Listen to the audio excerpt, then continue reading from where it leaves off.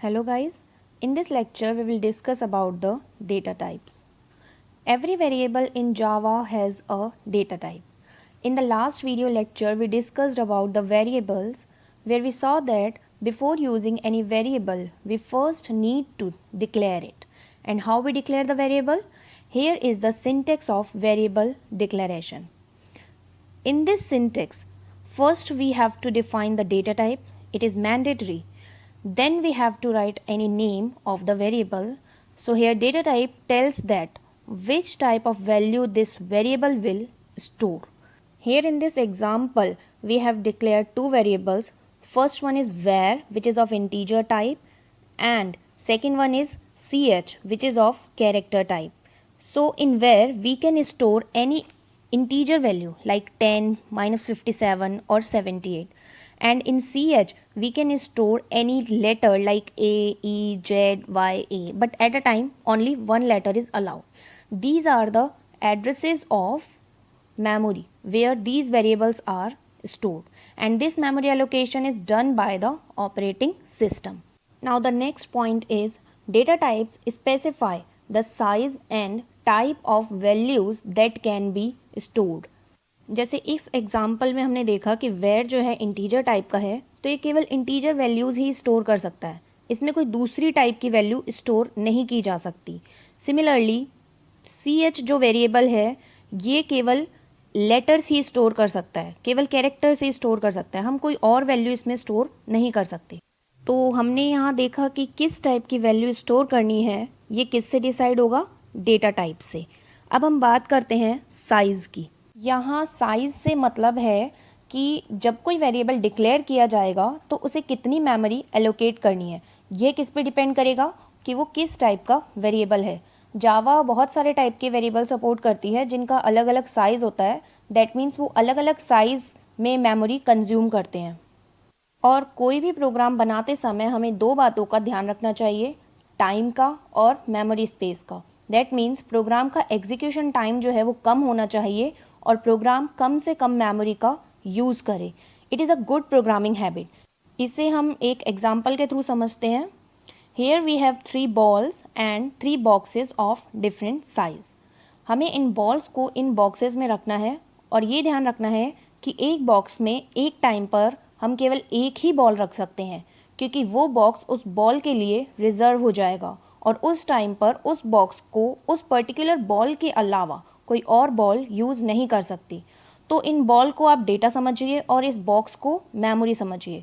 तो अगर हम बॉल 1 की बात करें तो इसे हम बॉक्स 1 में भी रख सकते हैं क्योंकि ये इसके साइज़ का है, बॉक्स 2 में भी रख सकते हैं क्योंकि ये इससे थोड़ा बड़ा है, और हम इसे बॉक्स 3 में भी रख सकते हैं। तो बॉल 1 को अगर हम बॉक्स 1 में रखेंगे तो इसमें कोई एक्स्ट्रा स्पेस नहीं बचेगा। 2 में रखेंगे या 3 में रखेंगे तो थोड़ा एक्स्ट्रा स्पेस बचेगा, जिसकी वजह से क्या हुआ, जो स्पेस है वो क्या हो जाएगा, वेस्ट हो जाएगा।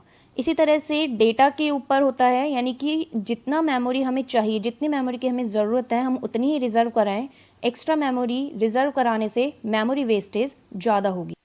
अब इसी तरह से बॉल 2 को या तो हम बॉक्स 2 में रख सकते हैं या फिर हम इसे बॉक्स 3 में रख सकते हैं।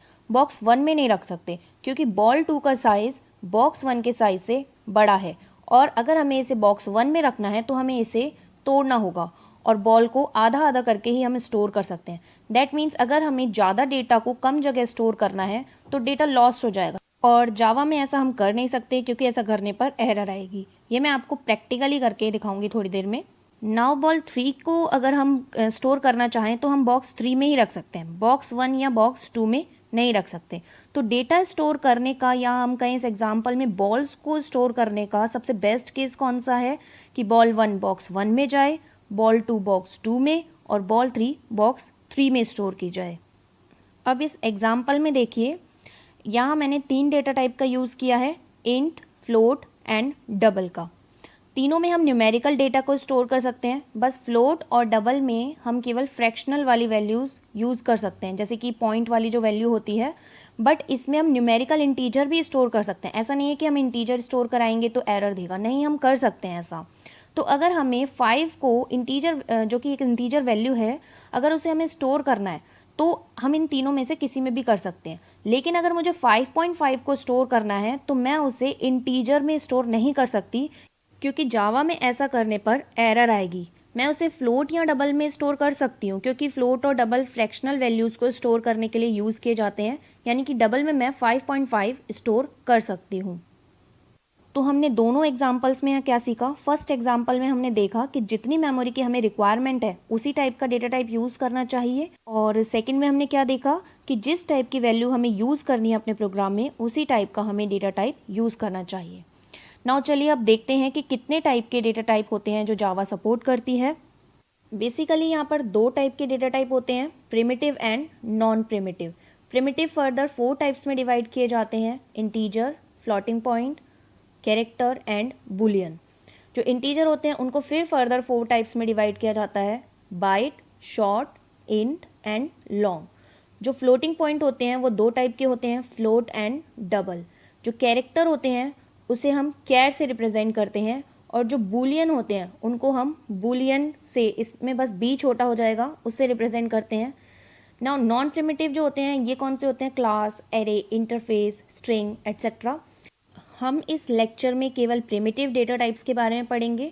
नॉन प्रिमिटिव डेटा टाइप्स के बारे में हम आगे आने वाले लेक्चर्स में एक एक करके पढ़ेंगे। देखिए, जो प्रिमिटिव डेटा टाइप होते हैं इनको बिल्ट इन या फिर इंट्रिंसिक डेटा टाइप भी कहते हैं। ये बेसिक डेटा टाइप्स होते हैं।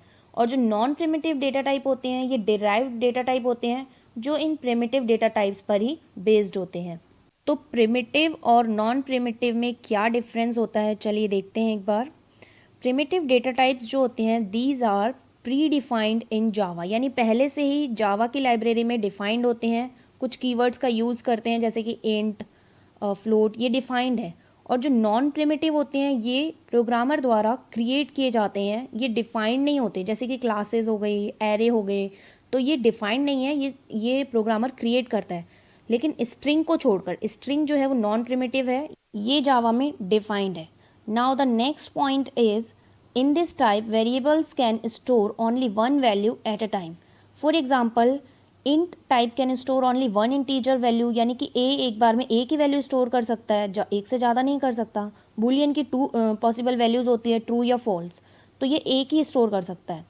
इन this type we can store multiple values at a time, यानी कि जैसे एरे होता है, एरे में हम एक बार में बहुत सारी वैल्यूज़ को स्टोर कर सकते हैं। जैसे कि यहाँ पे मैंने एक एरे बनाया है जो कि एक इंटीजर टाइप का है, और इसका साइज़ क्या है 5, और इसका नाम क्या है a। तो हम इस एरे में 5 इंटीजर वैल्यू स्टोर कर सकते हैं। यहाँ पर हमने स्टोर की है 10, 20, 30, 40, 50, तो ये 5 वैल्यूज़ हम इस इंटीजर एरे में स्टोर कर सकते हैं। अ class can store different values, हम एक क्लास में डिफरेंट टाइप के वेरिएबल्स यूज़ कर सकते हैं, जैसे कि हम इंटीजर भी यूज़ कर सकते हैं, फ्लोट भी यूज़ कर सकते हैं, डबल भी यूज़ कर सकते हैं। तो नॉन प्रिमिटिव में हम एक टाइम पे बहुत सारी वैल्यू स्टोर कर सकते हैं, जबकि प्रिमिटिव में एक वैल्यू स्टोर कर सकते हैं। अब यहाँ पे हम सबसे पहला प्रिमिटिव जो डेटा टाइप है वो देखते हैं, वो क्या है? Integer. An integer is a whole number that is a number with no fractional or decimal portion. जैसे कि 34 है, इसमें कोई डेसिमल पार्ट नहीं है। -43 ये भी एक इंटीजर वैल्यू है। 499 ये भी एक इंटीजर वैल्यू है। अब जो इंटीजर होते हैं ये 4 टाइप्स के होते हैं, बाइट, शॉर्ट, इंट, लॉन्ग। चलिए एक एक करके देखते हैं। बाइट जो होता है वो 1 बाइट की मेमोरी कंज्यूम करता है, जिसकी रेंज होती है -128 टू 127, और ये हमने एग्जाम्पल दिया है। ए है जो बाइट टाइप का डिक्लेयर किया है, जिसमें हमने 100 को स्टोर कराया है। नेक्स्ट है शॉर्ट जो 2 बाइट लेता है, ये उसकी रेंज होती है, और ये हमने एग्जाम्पल के थ्रू दिखाया है कि बी शॉर्ट टाइप का है। इंट 4 बाइट लेता है और ये उसकी रेंज होती है, यानी मिनिमम वैल्यू कितनी होगी और मैक्सिमम वैल्यू कितनी होगी। ये एग्जाम्पल में हमने एक माइनस वैल्यू स्टोर कराई है।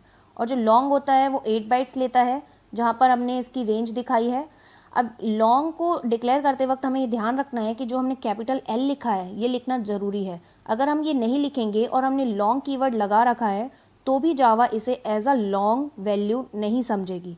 जैसे कि डी जो है वो लॉन्ग टाइप का है, अगर मैं एल यहाँ नहीं लिखूंगी तो इतनी बड़ी वैल्यू हम स्टोर नहीं कर सकते विदाउट एल।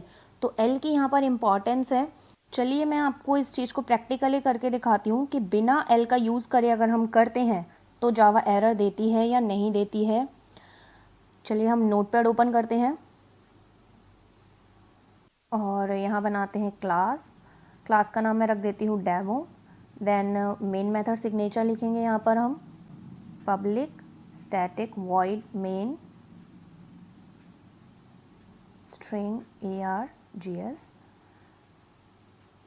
देन यहाँ पर हम एक वेरिएबल डिक्लेयर करते हैं जो कि इंटीजर टाइप का है, जिसकी वैल्यू मैं रख देती हूँ, कोई बड़ी सी वैल्यू हम यूज़ कर लेते हैं यहाँ पर और देखते हैं कि ये सपोर्ट करता है या नहीं करता। यहाँ पर मैं एक लॉन्ग वेरिएबल डिक्लेयर कर रही हूँ जिसका नाम है b, और यही सेम वैल्यू मैं इसी में कॉपी कर देती हूँ, यानी हम यही स्टोर करा देते हैं इसमें। यहाँ पर मैं इन दोनों को प्रिंट करा देती हूँ। प्रोग्राम को सेव करते हैं डेस्कटॉप पे और वहीं जावा फोल्डर में हमारी क्लास का नाम है डेमो। डेमो हमने यूज़ किया है तो हम इसका नाम चेंज करके डेमो1 कर देते हैं। अब हम इसे डेमो1 के नाम से सेव कर देंगे, demo1.java, then all files, then हमें सेव करना है। अब हम जाते हैं कमांड प्रॉम्प्ट पर और हम उस लोकेशन पे जाएंगे जहाँ पर हमने अपना प्रोग्राम सेव किया है, cd डेस्कटॉप, देन cd जावा, देन अब हम प्रोग्राम को कंपाइल करेंगे, जावा सी demo1.java। अभी कोई एरर नहीं है, यानी कि ये दोनों सपोर्टिव वैल्यूज़ हैं जो इंट और लॉन्ग में स्टोर की जा सकती हैं। मैं थोड़ी बड़ी वैल्यू डालकर देखती हूँ क्या ये सपोर्ट कर रहा है या नहीं कर रहा। सेम वैल्यू डालते हैं हम दोनों में।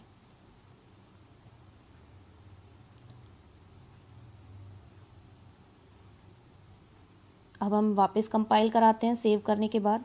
यहाँ देखिए एरर आ गया, ए में भी हम स्टोर नहीं कर सकते और बी में भी नहीं कर सकते, ए की रेंज के तो बाहर है, जबकि हम लॉन्ग में कर सकते थे। लेकिन हमें यहाँ पर स्टोर करने के लिए हमें एल लगाना ज़रूरी है, तभी ये स्टोर कर पाएगा। एल लगाने के बाद कोई एरर नहीं आएगी और ए की वैल्यू को हमने कम कर दिया है, तो आई थिंक अब इसमें कोई भी प्रॉब्लम नहीं आएगी। चलिए कंपाइल किया ही हमने, अब रन करते हैं। रन करने के लिए हम लिखेंगे जावा demo1। तो देखिए कोई एरर नहीं है, ये दोनों वैल्यूज़ प्रिंट हो गई हैं जैसे कि हमने प्रिंट करवाई हैं। देखिए ठीक है, अब कोई एरर नहीं है। तो इंटीजर आई थिंक आपको समझ आया होगा कि हमें एल का यहाँ पर क्यों यूज़ करना है।